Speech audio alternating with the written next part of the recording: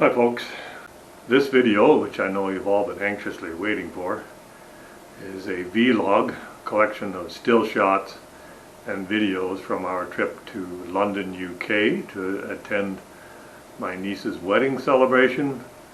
Long overdue. It was postponed from 2020 until now, 2022, where we spent a week in London. The main reason was to go to the wedding celebration, but we had a few extra days to travel around the country. We went to Stonehenge, we went to Westminster, we went to the university town of Oxford. Took a boat ride on the Thames.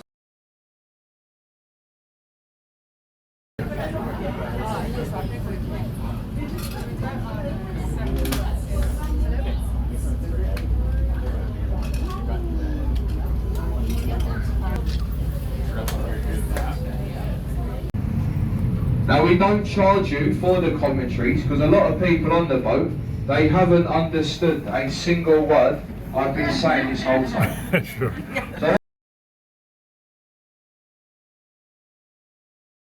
Then we spent some time in downtown London, and that was over the course of 1 week.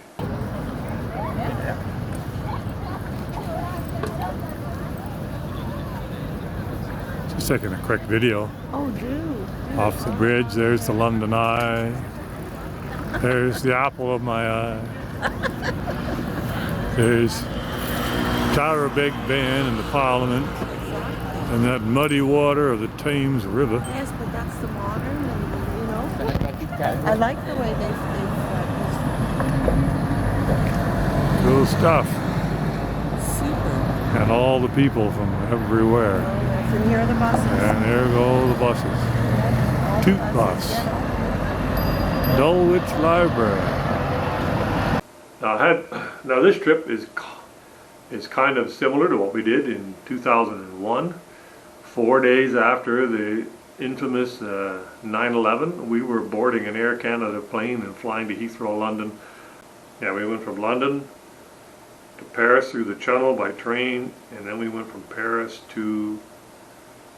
we went into Germany to visit my wife's family, and we were there for 8 or 9 days. We then traveled by train from Germany into Italy. I think we went to Milan, we went to Florence, we went to Venice, and we ended up in Rome. And all the travel we did on that trip was by train, and we stayed in hotels in areas that were always close to train stations. The trip to London is a trip to a big city. I'm really not a city person. I'm a country person at heart. To me, cities are just a destination with an expensive hotel, expensive food. If you're driving, there are traffic jams with no place to park at the end, and people jams and no place to sit. Give me a backyard barbecue, a fire pit, and a beer, and you know, that's where I'd much rather be. Anyway, having said that, the trip to London is almost exclusively in the inner city of London. London itself is, in my mind, to travel to London, you need to plan, and it is an exercise in public transit management. I've been driving for 45 years, and there's absolutely no way I would want to drive inside the city of London. The left-hand side of the road is the main reason. The other reason is the city is laid out in just absolutely illogic, totally disorganized fashion, in my opinion. It was built by the Romans from about 50 AD to 400 AD, and they were either drunk or they were all driving chariots with one wheel smaller than the other, because the roads go like this and like that. If you can find two parallel streets in London that run 100 yards parallel to each other, you're doing pretty good. Now here's a map of Toronto. Have a quick scan of it. And here is a map of London. Take a quick look. And now here are the two maps superimposed on one another. And this is what the point I was trying to make about the drunken chariots. Toronto and most cities in North America are built on a grid pattern. If you start at an intersection and start walking, doesn't matter whether you go left or right, but if you make 3 turns in the same direction, you'll end up back at the same point. Try that in London. In many places, you will not. The roads, the roads are not on a grid pattern. And getting around London is a exercise in public transit management. The interesting thing is, it doesn't matter whether you take a taxi, whether you take an Uber, whether you take a bus, or whether you get on the train. Pick any point A to go to point B. It pretty much takes you the same time, no matter which mode of transportation you pick. And again, it goes back because these streets go all over the place. Train, you think you get on a train, you get there faster, but you don't, because you stop every minute and a half. Getting around London, the first thing you need to do, because you're going to be traveling on public transit, is when you land at the airport, is find a little kiosk and get yourself what's called an Oyster card. It's a little credit card. You can use it on the bus systems, the train systems, and on the tube. We started our trip in Ottawa, and aside from this short layover in Halifax where we were still donning our COVID masks, we arrived at London Heathrow about 7:30 p.m. And because of all the difficulties of getting through London, we elected to stay at a hotel on the airport the first night we were there. Fortunately, we were met at the hotel by my brother, his new lady friend, and my niece, who lives in London, and they escorted us across the city the following day to this destination, where we stayed in a nice apartment with all the amenities, with a holly bush on the front step, in a nice neighborhood on a wonderful street, and where we then proceeded to go to a nice pub and stood underneath the fever tree and proceeded to have our time in London. The V&A Museum.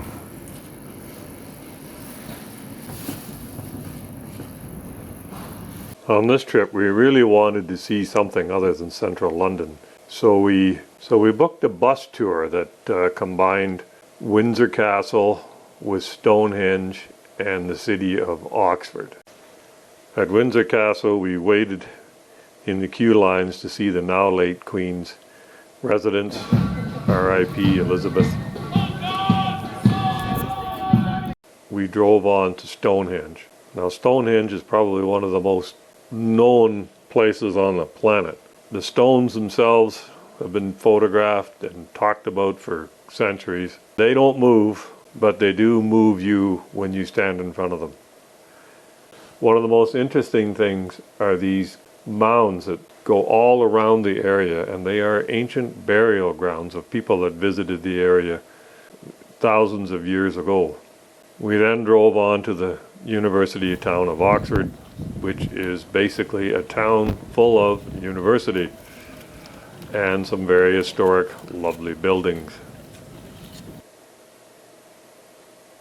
To cap off the trip, there was indeed a wedding celebration where my brother ceremoniously gave away his lovely daughter to the awaiting groom, where family gathered and sipped champagne. We then boarded a reserved double-decker wedding bus and bussed our way out to the reception at a past governor's house. Gathered for photos, where we sat at a really long table, dined on some fantastic food with quite a variety of people, but Vladimir Putin wasn't one of them. Here I am driving down the road on the way to work early one morning, giving you the wrap up to this video on our trip to London, UK. This trip started on the 24th of July 2022. Today is the first day of October 2022. Yeah, what I wanted to say was the trip to London, UK was one of the nicest flights that I could ever remember. Maybe because we left from Halifax, so that takes an hour and a half off the flight. So instead of leaving direct from Ottawa or the Toronto area, where it takes you over more like 8 hours to cross the Atlantic into Heathrow, we were about we were about 6 hours, I think, out of Halifax, which was nice. I just remember getting on the plane, getting settled. Basically, I ate a meal, watched 2 movies, and you know, they were calling we were descending into Heathrow. So it was a very easy, very pleasant flight, and I'm thankful for that. Lots of horror stories about airport backups and baggage lost and all that kind of stuff. We didn't have any problems with our bags at all. I think the problems at the airports is the airport themselves. It's not the airline. Our flights were all on time. We never lost our bags, but I must say we flew out of Ottawa and not Toronto.